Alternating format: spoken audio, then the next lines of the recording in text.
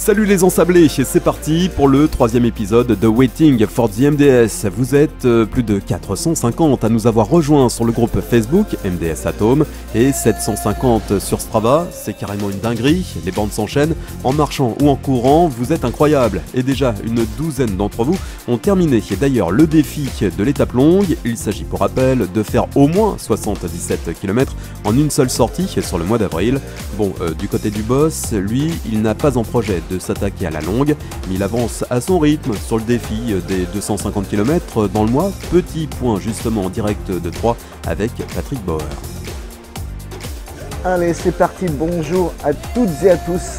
Je profite de ce dernier petit rayon de soleil pour vous faire cette petite vidéo, puisque j'ai pensé à vous aujourd'hui, et puis c'est le troisième waiting, et c'est un waiting important, puisque je pense que ça va laisser la parole à pas mal de monde sur la motivation, sur le cheminement de cette histoire, comment vous en êtes arrivé là.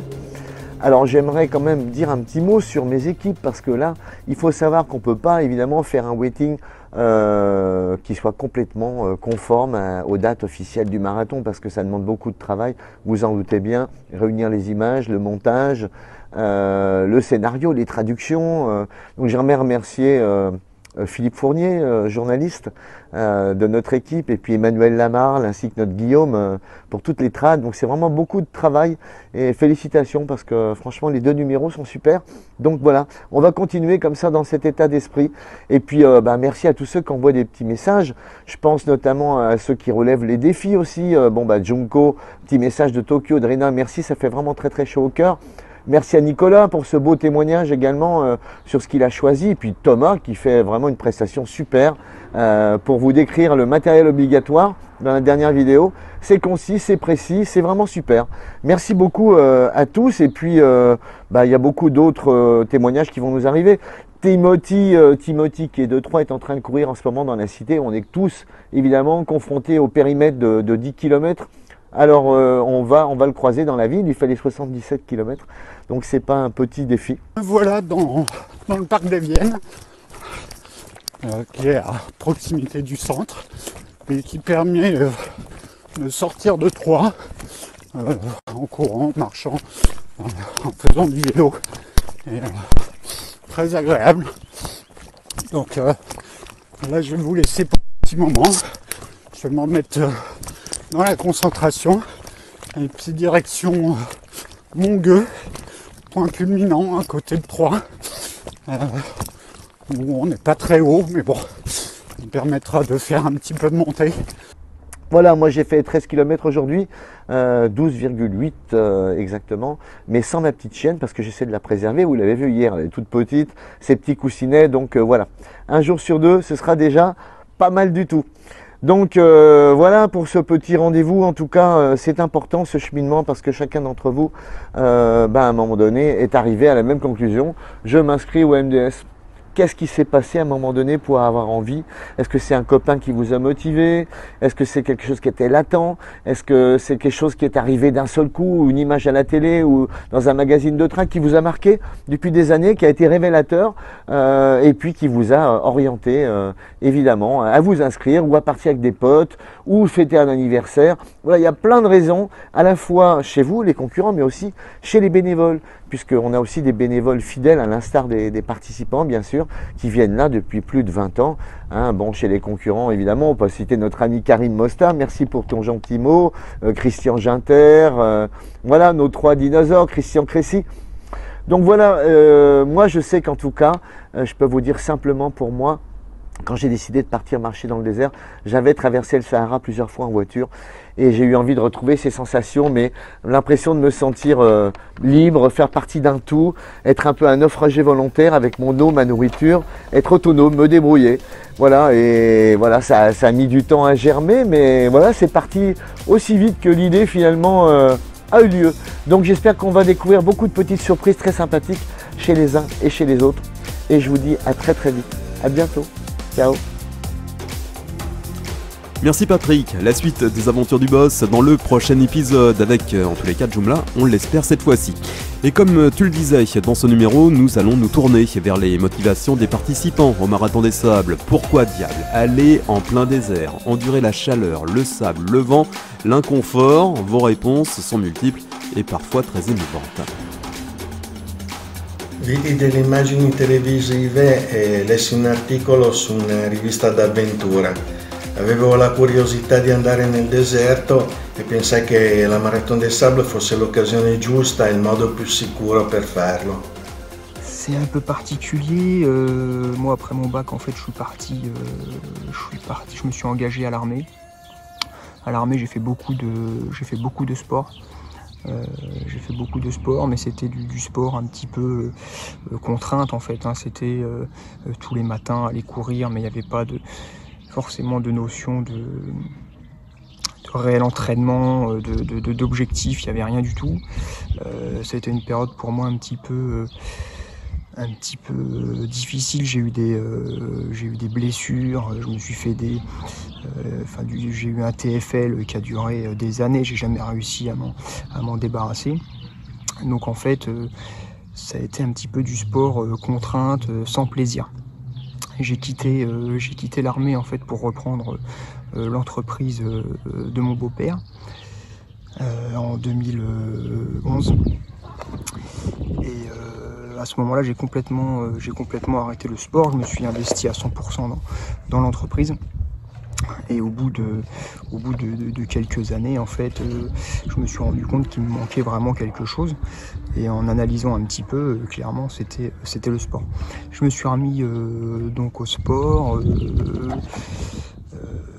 tout doucement, voilà, en courant des 5 km, 10 km, avec des copains, avec vraiment aucun objectif en tête.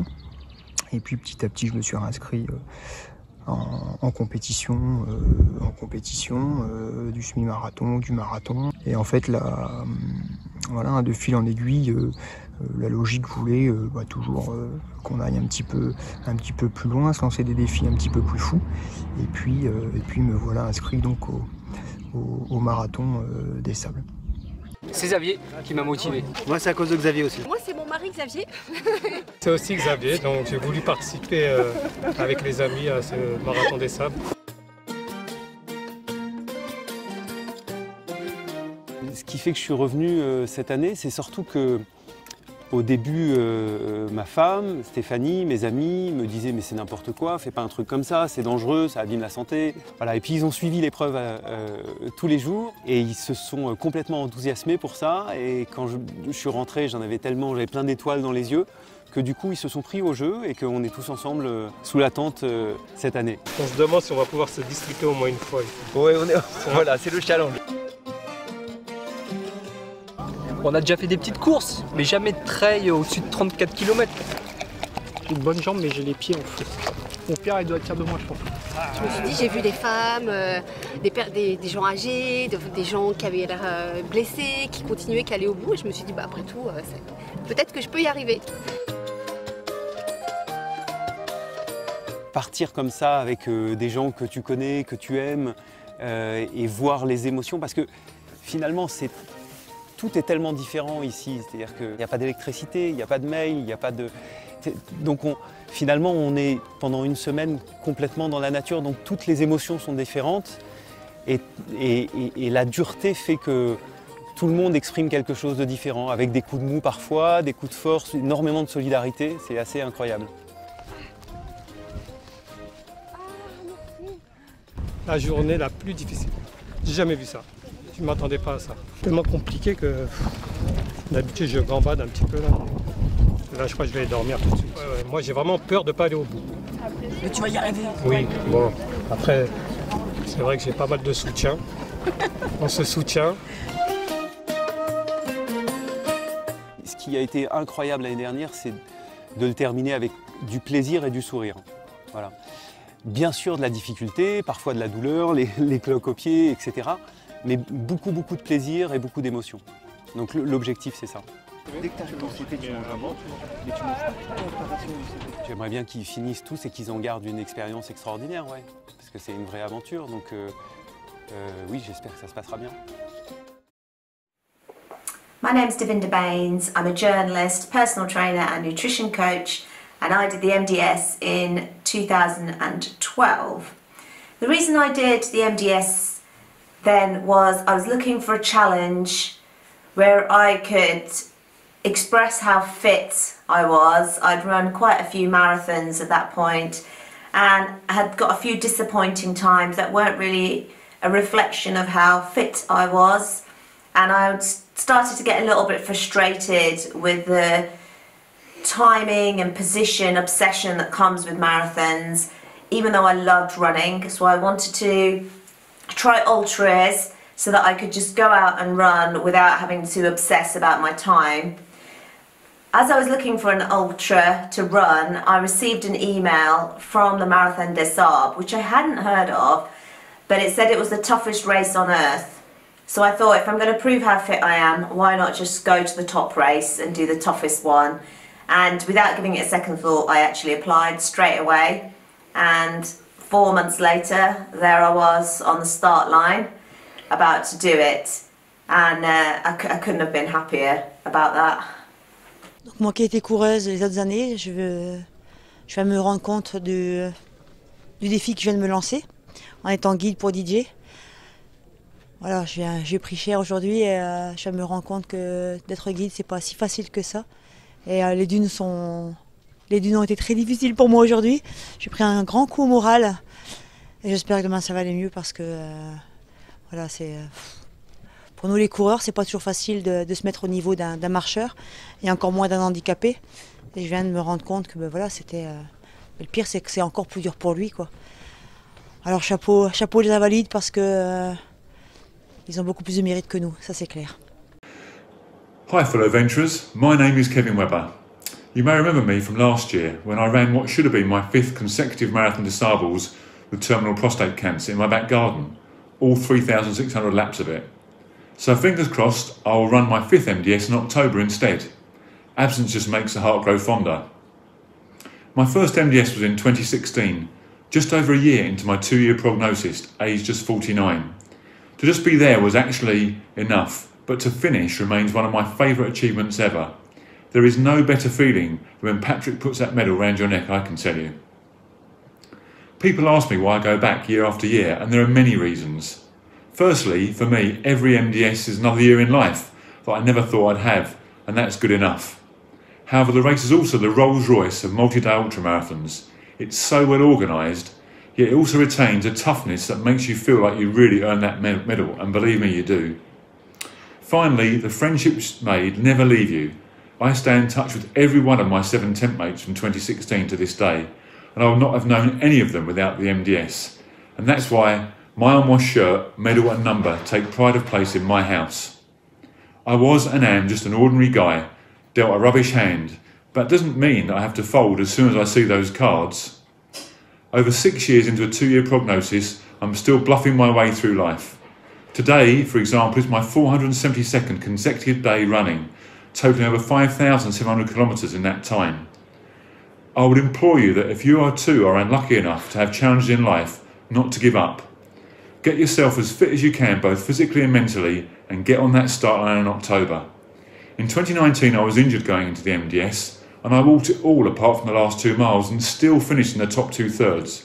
Believe me, the seemingly impossible is sometimes possible, and the rewards are absolutely worth it. See you in October, fingers crossed.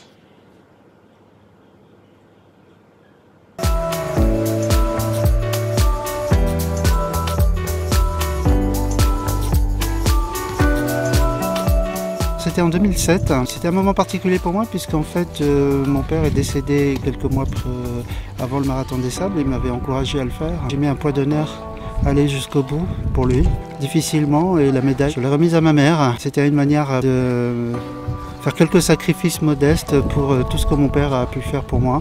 À chaque fois que je reviens, je pense vraiment à lui à chaque instant. On partage beaucoup de moments avec les participants, les concurrents, avec les gens de l'organisation. Mais c'est aussi un moment où on se retrouve souvent seul face à soi, face à la vie, face à ses responsabilités, ce qu'on fait sur Terre, on se pose beaucoup de questions. Je reviens cette année avec les dunes de Merzouga comme point d'orgue. C'est une façon, à ma manière, de boucler la boucle 2007-2018. En tous les cas, ça donne des frissons tout ça. Un grand merci pour tous vos témoignages. Allez, on se tourne du côté du staff, cette fois-ci avec Joko, l'un des piliers du MDS. Lui aussi nous raconte comment il a rejoint la belle aventure à une époque où certains d'entre vous n'étaient peut-être pas encore nés. Désolé, Jokozer. Bonjour les amis, je m'appelle Joël Obertel, alias Joko, et je suis commissaire de course. Je fais partie, comme dirait Karim Mosta, du club des dinosaures sur cette épreuve. Puisqu'ami d'enfance de Patrick Boer, je me suis fait embarquer dans cette histoire depuis sa genèse. Et pour le paraphraser, si les plus belles aventures sont celles qui durent, c'est bien une foutue belle aventure que je vis depuis 35 ans. Elle a même quelque peu bouleversé ma vie puisque je me suis installé au Maroc et j'ai fait de cette passion pour le désert mon métier à temps plein, rejoint d'ailleurs régulièrement par mes 2 enfants maintenant. Étant sur place, je participe donc à l'élaboration du parcours avec Patrick Boer et notre chef pisteur, Monsieur Pépé. Ces reconnaissances sont toujours d'ailleurs des moments de pur bonheur. La recherche constante de nouveaux parcours, la découverte de ces sublimes régions sahariennes et le partage surtout d'instants privilégiés avec des amis qui sont chers. La symbiose parfaite en somme de la nature et de l'amitié. Quant à mon rôle sur l'épreuve en tant que commissaire de course, je suis chargé avec une équipe d'une dizaine de personnes de veiller à la sécurité des concurrents. Et sur le parcours, toujours en binôme d'ailleurs avec un médecin de cette magnifique famille des dog-trotteurs. Je veille également au respect du règlement, à la recherche des égarés, etc. Et évidemment que sur ces 35 éditions, les anecdotes ne manquent pas. Je pourrais écrire des tas de volumes. Depuis notre première descente avec Patrick et Marie au Maroc avec une remorque accrochée au cul de la R20, au premier reco en 4L pour quelques dizaines de concurrents seulement, à cette méga structure que l'on connaît maintenant et qui repose sur un professionnalisme reconnu. Il y a eu les années de vent, les années de pluie, les événements et leurs retombées comme la première guerre en Irak 91, les recherches épiques de concurrents perdus, les grands moments de tension et surtout beaucoup de moments de grande émotion. Il y a également ce travail fourni chaque année par l'organisation pour la création et la mise en place de projets humanitaires au profit des populations locales. Il y a surtout ces magnifiques rencontres au sein de la grande famille du MDS. Tant dans l'organisation avec toutes ces grandes et belles personnes sans qui le marathon n'aurait pas la même âme, et qui ont su m'accompagner et d'ailleurs et même quelquefois me guider dans ma propre vision du monde, parmi lesquels certains nous ont quittés mais qui nous ont laissé dans la mémoire une trace indélébile jusque dans certains passages mythiques traversés par la course où leurs cendres furent répandues. Lorsque je traverse d'ailleurs le Djebel Zireg par exemple, je ressens toujours la présence de notre ami Oubou, l'ami du vent. Et puis il y a ces milliers de concurrents qui au fil des années ont écrit la légende du marathon des sables. Je pense d'ailleurs à des Karim Mosta, des Paolo Zubani, des Michel Bach, et peut-être le plus emblématique sans doute Monsieur Christian Jeanterre, qui a traversé quasiment toutes les épopées du MDS, même de la Desert Cup, au Maroc, en Jordanie, au Mali, avec son immense gentillesse, son abnégation, sa bienveillance, et son amour et sa fidélité pour cette course. Donc en ces temps compliqués, je voudrais dire à tous ceux qui souffrent de la situation que nous marchons tous ensemble, dans le même sens, pour que la joie de nos retrouvailles soit à la hauteur de tout ce temps perdu. Des bisous à tous et n'oubliez pas, you never walk alone. Décidément, c'est la journée émotion forte aujourd'hui. Pour terminer en beauté, je vous propose de nous replonger dans le passé, direction 2006. Pour la 21e édition, nous allons passer 24 heures aux côtés de Patrick Bauer lors de l'étape longue. Et c'est justement l'occasion pour vous de comprendre pourquoi Patrick est si apprécié parmi les concurrents, une vraie mère poule et un mentor pour beaucoup d'entre nous. Bonne fin d'épisode et je vous dis à ciao les ensablés.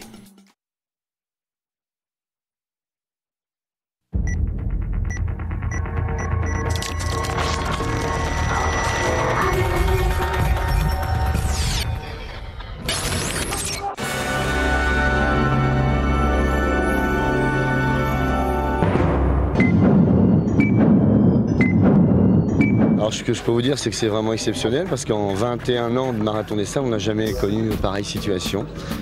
122 abandons en l'espace de 3 étapes. Et la météo complique le travail, quoi, tout simplement. Quoi.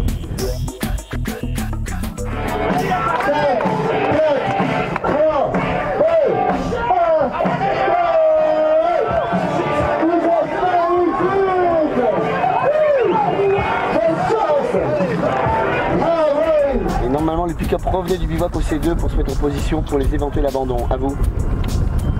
Je vais me renseigner au point 36, je te rappelle. Ça sent pas mal quand même. Hein? Ouais, non, ça va. Oui, PC course pour Patrick, j'écoute. Le PC maître qui me signale qu'en bas de la montée, apparemment, il faudrait peut-être envoyer une équipe médicalisée, bien sûr, parce que les gens ont l'air de souffrir. Bien reçu. À nous. Bravo. Non, t'inquiète pas, ça va aller bien. T'inquiète pas, il n'y a pas de soucis, ça va aller. Il y a deux concurrents qui ne sont pas passés au C1, qui ne sont toujours pas passés au C2. Donc voilà, on ne sait pas où ils sont pour l'instant. Attends, stand by. Wait a moment. 151, non. Le 537. Dernière vérification, on va voir sur les tentes s'ils ne sont pas en train de dormir tranquillement, alors qu'on les cherche partout. Roger pour Eric sur le 1. Oui, je t'écoute. Oui, Roger, on a un coureur en difficulté grave, puisque les températures à 40 degrés. Roger, il y a tout de suite une grosse urgence, il faut que tu évacues tout de suite le concurrent du CP2. Il y a une urgence en hélico immédiate, quoi. Urgence totale.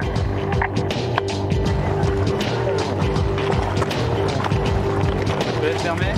Des gueules là. Stand-by, de fusée vient de se déclencher, a priori entre les deux petites montagnes avant le CP3. Du coup. Et je l'écoute, PC course, je suis dessus, le mec qui a envoyé la fusée, il n'y a pas de problème. Voiture 80 pour PC.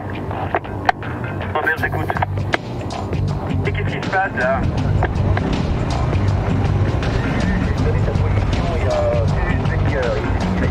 Patrick, nous on a 2 véhicules qui montent au C2 à toi. Oui, qui appelle voiture 7? Je te disais, il y a 2 véhicules qui montent au CP2 pour récupérer des abandons à toi. C'est course pour l'hélico. Hélico, je t'écoute.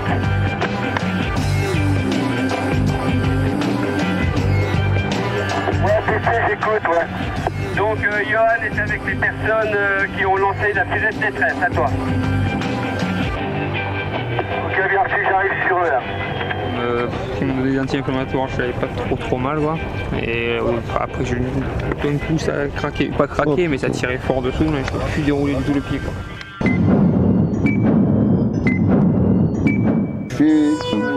C'est gravé en moi, dans mon esprit. Une organisation au top, un pays magnifique, un défi sportif hors du commun. Je vais revenir malgré mon genou abîmé. Oui, je confirme que je quitte le bivouac en direction C6, C5. Reçu. Oh, ce Massoud. Le laser, il marche bien du C5? Ouais, un petit peu plus à gauche, la nouvelle. D'accord. PC de Johan, PC. Course pour Hubert. Des petites lumières? Light? Yes, it's better. T'es tout seul, mon Pierrot, là? Jaja derrière. Ah bon, d'accord. Beaucoup là-bas, quoi. C'est l'heure ici aussi.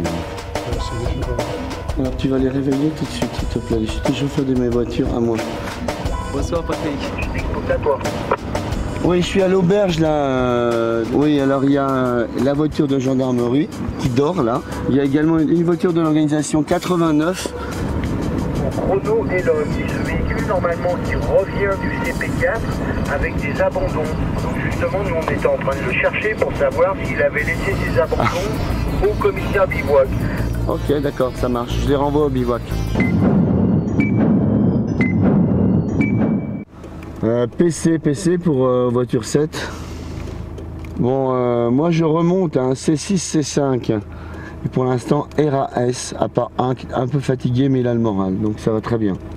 Terminé. Happy birthday! Yes, PC, j'écoute. Un petit doute au niveau du passage d'un concurrent qui est le 541, 541 au C5. PC pour la 7. Ouais, je confirme, le 541 marche avec le 527. Ils sont à 8 km du CP6. Tu vas tenir jusqu'au CP? C'est très courageux, c'est super. On va aller voir le petit bonhomme qui part de l'autre côté. Genki desu ka? Ah, ok. Sur la droite, il y a un gros acacia. Et il est un petit peu plus loin sur la gauche. Sous un acacia à droite. Il est un peu dérangé de l'estomac et il a mal aux pieds. Et bon, il a plus le moral, quoi. Ah, c'est là qu'il dort. Café, thé, chocolat, croissant. Ah, bah ça, je veux bien. Ah, il est là, monseigneur. Il est là. Voilà. C'est pas grave. Allez, bonne nuit. À plus tard. Les bâtons ils ternissent au bout d'un moment. Faut en remettre des neufs. Ça dure pas non plus 2 heures. Voilà l'arpisteur. Est-ce que tout va bien? Ça va, merci.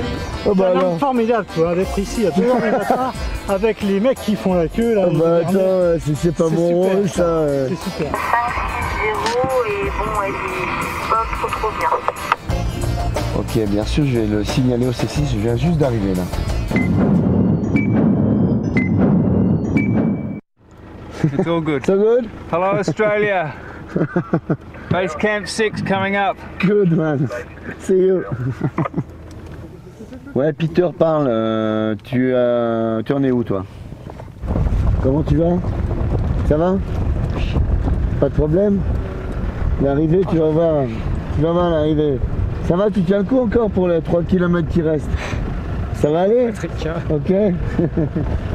En avant, marathon des sables. Ça va, Fred? Oui. Tout le monde est là? Ou il en reste un ou deux derrière? Non. Tout le monde est là. Hein? 256, est-ce qu'elle est passée à l'arrivée ou pas? Parce qu'elle n'a pas été pointée ici. Voiture 7 de Didier. 256 a pris son nom après la banderole d'arrivée. Shukran Sidi, barakallahu fik. Lahoun. À tout à l'heure.